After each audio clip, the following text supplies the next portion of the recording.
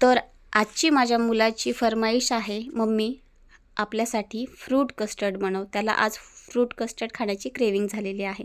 तर इथे मी आज fruit custard with chocolate glass बनवला आहे. म्हटलं त्याची फ्रूट कस्टर्ड खाण्याची इच्छा पण पूर्ण होईल आणि रेसिपी पण बनली जाईल.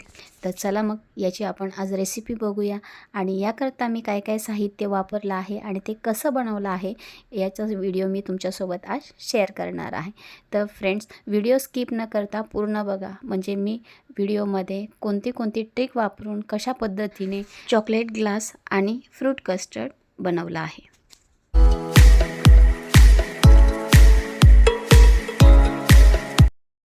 हाय, हॅलो, श्री स्वामी समर्थ सर्वांना.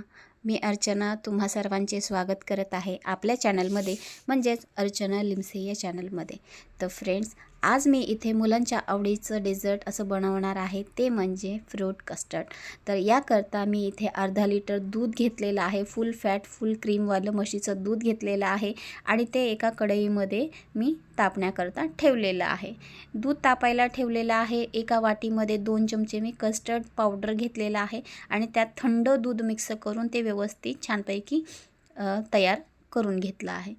तर फ्रेंड्स, इथे दुधाला आपलं छानपैकी उकळून द्यायचं आहे आणि तुम्ही बघतच असाल दूध हे साईडनं, कढईच्या साईडनं लागलेलं आहे, म्हणजे दूध आपलं हे छानपैकी उकळलेलं आहे आणि तापलेलं आहे.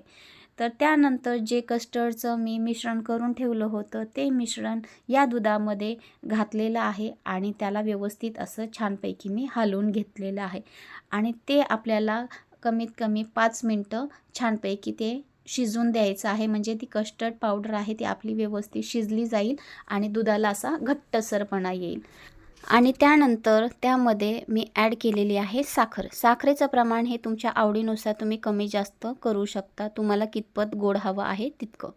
तर अशा प्रकारे साखर घालून झाल्यानंतर साखर वितळेपर्यंत मी दुधाला व्यवस्थित असं चमच्याने हलवून घेतलेलं आहे आणि दूध उकळल्यानंतर त्यानंतर यामध्ये मी ॲड केलेलं आहे व्हॅनिला इसेन्सचे 4 ते 5 थेंब मी घातलेले आहेत फ्लेवर येण्याकरता.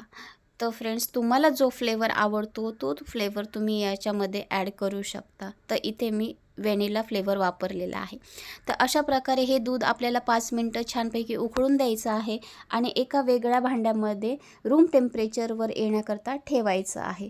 त्यानंतर ते आपल्याला फ्रीजमध्ये थंड करण्यासाठी ठेवायचं आहे. तर हे कस्टर्ड आपल्याला कमीत कमी अर्धा तास तरी आपल्याला फ्रीजमध्ये गार करण्यासाठी, थंड होण्यासाठी ठेवायचं आहे.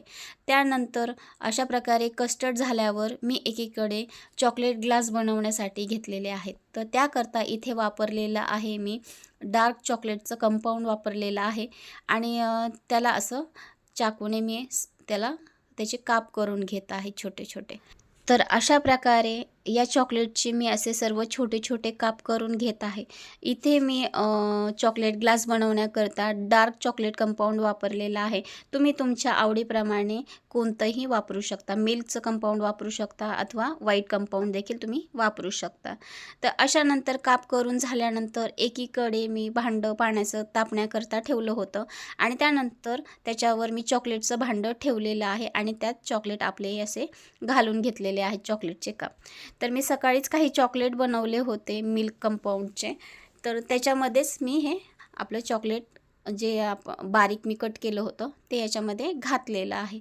तर अशा प्रकारे चॉकलेट हे आपल्याला उकळलेल्या पाण्यावरच ते चॉकलेटचं भांडं ठेवायचं आहे, म्हणजे आपलं चॉकलेट हे पटकन एकदम लवकर मेल्ट होईल आणि वितळलं जाईल. तर फ्रेंड्स, चॉकलेट इथे मेल्ट होत आहे, वितळत आहे, तोपर्यंत एक महत्त्वाचं म्हणजे तुम्ही माझ्या चॅनलवर जर नवीन कोणी फ्रेंड असाल किंवा तुम्हाला माझे व्हिडिओ थोडेफार जरी आवडत असतील तर माझ्या चॅनलला लाईक, सबस्क्राईब आणि कमेंट करायला विसरू नका आणि जास्तीत जास्त तुमच्या फ्रेंड्स रिलेटिव्समध्ये शेअर करा. तर अशा प्रकारे चॉकलेट आपलं छानपैकी वितळलेलं आहे आणि त्यानंतर इथे मी असे पेपर ग्लास घेतलेले आहेत. त्याच्यामध्ये असं चॉकलेट मी घातलेलं आहे आणि त्या पेपर ग्लासला पूर्ण आपल्याला चॉकलेटने कवर करायचं आहे. तर इथे चमच्याच्या मदतीने मी असं ग्लासला चॉकलेट व्यवस्थित सर्व कवर करून घेत आहे आणि हे आपल्याला एकदम शिस्तबद्ध पद्धतीने करायचं आहे, कारण की चॉकलेट हे खूप स्टिकी असतं, त्याच्यामुळे ते पेपरला व्यवस्थित लागलं गेलं पाहिजे. त्यामुळे एकदम आपल्याला सावकाश आणि एकदम शांततेने आपल्याला हे काम करायचं आहे. तर फ्रेंड्स, अशा प्रकारे जास्तीचं चॉकलेट मी काढून घेतलेलं आहे आणि ग्लासला थोडं टॅप केलेलं आहे, म्हणजे ते चॉकलेट आहे ना ते आपलं व्यवस्थित ग्लासला चारी बाजूकडनं लागलं जाईल. तर अशा प्रकारे दोन्ही हातावर मी असा ग्लास फिरवत आहे आणि चॉकलेट ग्लासला व्यवस्थित लावून घेत आहे. तर अशाच प्रकारे दुसराही ग्लास मी अशाच प्रकारे चॉकलेट लावून घेणार आहे आणि इथे आपला चॉकलेटचा ग्लास मी तयार करून घेणार आहे आणि त्यानंतर त्याला फ्रीजमध्ये 10 ते 15 मिनटं थंड करण्याकरता ठेवणार आहे, म्हणजे आपलं चॉकलेट त्या ग्लासला व्यवस्थित सेट होईल. तर चॉकलेट व्यवस्थित सेट झाल्यानंतर पुन्हा मी तो ग्लास काढलेला आहे आणि परत एकदा त्याला मी चॉकलेटने परत कवर करून घेणार आहे, म्हणजे सेकंड लेयर आपल्याला ग्लासला लावायची आहे. तर अशा प्रकारे पुन्हा मी चॉकलेटचं असं कवर करून घेणार आहे, ग्लासला लेयर करून घेणार आहे आणि परत ते फ्रीजमध्ये मी 5 ते 10 मिनटं थंड करण्यासाठी ठेवणार आहे. तर फ्रेंड्स, इथे आपले चॉकलेट ग्लास हे व्यवस्थित 10-15 मिनटानंतर व्यवस्थित बनून तयार आहेत आणि त्याला मी दोन्ही हाताने असं छान गोल गोल फिरवून घेणार आहे आणि अद्दर त्या चॉकलेट ग्लासला मी पेपर ग्लासच्या बाहेर काढणार आहे. तर तुम्ही बघत असाल किती इझिली आपला चॉकलेट ग्लास हा पेपर ग्लासमधून बाहेर निघालेला आहे आणि अशाच पद्धतीने तुम्हीही हा चॉकलेट ग्लास बनवू शकता. तर इथे दोन्हीही ग्लास मी अशा प्रकारे काढून घेतलेले आहेत आणि एकदम छानपैकी आणि एकदम इझिली आपले हे चॉकलेट ग्लास रिमूव्ह झालेले आहेत पेपर ग्लासमधून. तर अशाच प्रकारे मी काही चॉकलेट शिल्लक राहिलं होतं, त्याचे मी चॉकलेटचं असे हार्ट शेपचे चॉकलेट देखील बनवलेले आहेत आपल्या फ्रूट कस्टर्डला डेकोरेट करण्यासाठी. तर इथे ते चॉकलेट देखील मी या मोल्डमधून रिमूव्ह करून घेत आहे. तर इथे आपले चॉकलेटही इझिली एकदम बाहेर निघालेले आहेत आणि किती छान हार्ट शेप आलेला आहे त्यांना. आणि त्यानंतर मी काही चॉकलेट अजून थोडंसं शिल्लक राहिलं होतं, त्याचं काहीतरी करावं म्हणून असं काहीतरी वेगळं केलेलं आहे. म्हटलं डेकोरेशनसाठी आपल्याला ते उपयोगी पडेल. तर अशा प्रकारे इथे मी हे चॉकलेट देखील रिमूव्ह करून घेतलेलं आहे आणि अशा प्रकारे आपलं डेकोरेशनचं थोडंसं वेगळं काहीतरी ते चॉकलेटचं मी बनवलेलं आहे. तर इथे मी काही फ्रूट्स घेतलेले आहेत, त्यामध्ये आहे ॲपल, मखाणे घेतलेले आहेत, ते तुपामध्ये छानपैकी रोस्ट करून घेतलेले आहे, डाळिंब घेतलेला आहे आणि बदाम घेतलेला आहे. तर इथे तुम्ही तुमच्या आवडीप्रमाणे सिजनेबल फ्रूट्स घेऊ शकता आणि कस्टर्डमध्ये जर तुम्हाला फ्रूट्स खायचे नसतील तर तुम्ही याच्यामध्ये टूटी फ्रूटी अथवा ड्राय फ्रूट्स घालून देखील तुम्ही हे कस्टर्ड तयार करू शकता. तर इथे मी असं फ्रूट्स घालून मखाणे घालून छानपैकी आपलं कस्टर्ड बनवलेलं आहे आणि एकीकडे जे मी चॉकलेट ग्लास ठेवले होते बनवून ते आता एका सर्विंग प्लेटमध्ये काढून घेत आहे. तर फ्रेंड्स, इथे आपले चॉकलेट ग्लास देखील किती छानपैकी सुंदर दिसत आहे आणि त्या चॉकलेट ग्लासमध्ये भरण्याकरता आपण जे फ्रूट कस्टर्ड बनवलं आहे ते फ्रूट कस्टर्ड मी असं चमच्याने या चॉकलेट ग्लासमध्ये भरून घेणार आहे. तर फ्रेंड्स, आपले इथे चॉकलेट ग्लास पण किती छान आणि सुंदर दिसत आहे आणि फ्रूट कस्टर्ड पण खूप छान सुंदर आणि डिलिशियस झालेलं आहे.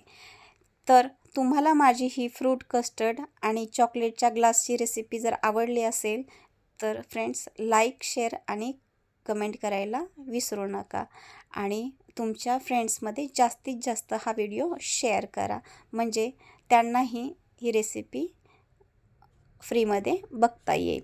त्यानंतर अशा प्रकारे कस्टर्ड घालून झाल्यानंतर थोडे मी बदाम शिल्लक ठेवले होते गार्निशिंगसाठी, तर ते बदामाचे काप मी असे गार्निश करून घेतले आहेत आणि त्यानंतर त्याच्यावर काही केसरचे असे दाणे देखील घातलेले आहेत. तर केसर घालून झाल्यानंतर त्याच्यावर जे हार्ट शेपचे आपण चॉकलेट बनवले होते ते चॉकलेट देखील असे मी त्याच्यावर सजवलेले आहेत. तर फ्रेंड्स, तुम्हाला माझी ही रेसिपी कशी वाटली हे मला कमेंट करून नक्की कळवा आणि तुम्हीही एकदा ही रेसिपी ट्राय करून बघा आणि तुमच्या मुलांना खायला द्या. तर अशा प्रकारे आपले chocolate glass with fruit custard बनवून तयार आहे. तर फ्रेंड्स, या खायला. तर फ्रेंड्स, प्रत्येक आईची ही तक्रार असते की माझा मुलगा दूध पित नाही अथवा फ्रूट्स खात नाही, तर त्यांच्यासाठी स्पेशल अशी ही डिश तुम्ही करून बघा आणि त्यांना खायला द्या. ते नाही म्हणणारच नाहीत. तर अशा या पदार्थामधून तुमच्या मुलांच्या पोटामध्ये दूध पण जाईल आणि फ्रूट्स पण जातील आणि ते मुलं हा पदार्थ आवडीने खातील. तर असा हा सर्वांच्या आवडीचा, लहान मुलांच्या, मम्मी पप्पाच्या, आजी आजोबाच्या सर्वांच्या आवडीचा पदार्थ म्हणजेच chocolate glass with fruit custard. तर इथे आजची आपली रेसिपी ही बनून तयार आहे. तर फ्रेंड्स, तुम्हाला ही रेसिपी आवडली असेल तर नक्की लाईक करा, शेअर करा आणि कमेंट्स करा. तर भेटूया एका पुढच्या व्हिडिओमध्ये नवीन रेसिपीसह. तोपर्यंत tata bye, take care. Shri Swami Samarth सर्वांना. Have a nice day.